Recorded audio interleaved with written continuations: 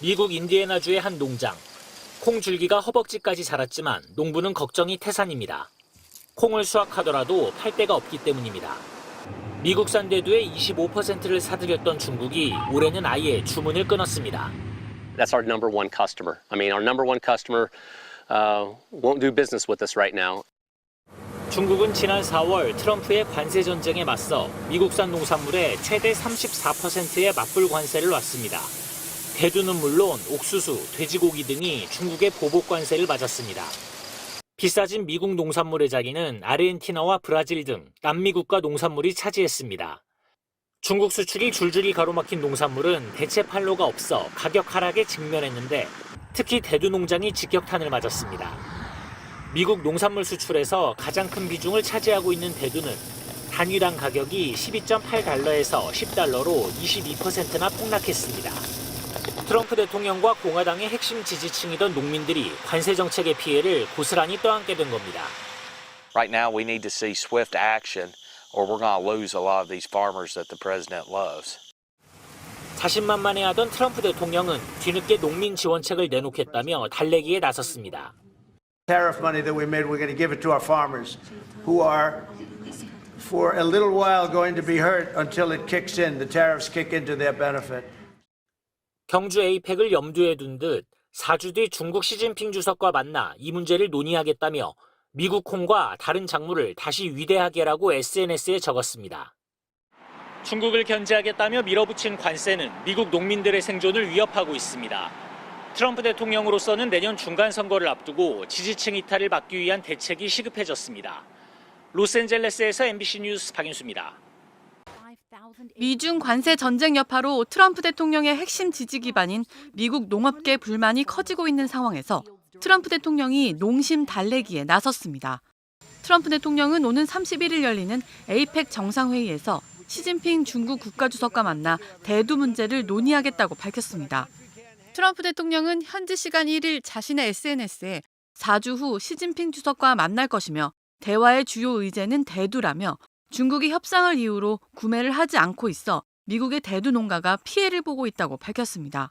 그는 이어 우린 관세로 많은 돈을 벌었고 그중 일부를 농가 지원에 활용할 것이라며 절대로 농부들을 실망시키지 않겠다며 모든 농민은 애국자다. 대두와 기타 작물을 다시 위대하게 라고 적었습니다. 트럼프 대통령은 이 글에서 졸린 조 바이든은 수십억 달러의 우리 농산물, 특히 대두를 구매하기로 한 중국과의 협정을 집행하지 않았다고 전 정권 탓을 하기도 했습니다. 트럼프 대통령의 이 같은 발언은 미중 무역 전쟁의 여파로 트럼프 대통령의 핵심 지지 기반인 농업계의 불만이 극에 달한 상황에서 나왔습니다. You know, the message is we need our government to do their job, which is not write emergency aid checks to us, but to promote worldwide trade so we can earn our income like we need to. 중국은 미국의 고율 관세에 대응해 미국산 대두와 옥수수, 돼지고기 등 농축산물에 보복 관세를 부과하며 맞대응했습니다. 세계 최대 대두 수입국인 중국 시장이 사실상 막히면서 대두 수출이 급감했고 미국 내 대두 가격도 급락했습니다. 영국 파이낸셜 타임스는 중국이 지난해 이맘때 650만 톤의 미국산 대두 수입을 계약했던 것과 달리 올해는 구매나 선적 물량이 단 한 건도 없다고 보도했습니다. 관세 전쟁으로 판로가 막힌 상황에서 트럼프 당국의 대대적인 이민 단속으로 일손까지 부족해져 농장 일부는 파산 위기에 있다는 현지 언론 보도도 잇따르고 있습니다. 워싱턴 DC의 한 커피숍. 한 잔 가격은 6달러 선인데 몇 달 뒤 재고가 바닥나면 더 버틸 수 없다고 말합니다. I'm holding it, but this is not permanent. I'm going to have to think about increasing the price of the drinks, at least for that 10% that 8월 소비자 물가 지수를 보면 커피 원두 가격은 1년 전보다 20.9%나 올랐습니다. 최대 생산국 브라질의 50% 등 무거운 관세가 부과되며 전체 가격을 끌어올리고 있는 겁니다. 캐나다 유명 로스터 업체로부터 원두를 수입하던 이 가게 주인은 높아진 관세와 배송료를 더 이상 감당할 수 없는 상황입니다. Our cost from the suppliers has increased 20% minimum. And now with this new tariff, we have to change our suppliers. 하지만 문제는 더 복합적입니다. 이곳 워싱턴 DC 내 식당을 비롯한 자영업자들은 이민자 단속과 안전을 이유로 내세운 주 방위군 배치가 영업을 더 위축시킨다고 하소연합니다. 한 고급 식당 주인은 매주 폐업을 목격한다고 증언합니다. Many restaurants are on the verge of closing. We're seeing about 1 to 2 restaurants closing each week. 워싱턴의 관문 유니언역엔 얼마 전까지 군용 차량이 4대나 투입돼 항의가 잇따랐습니다.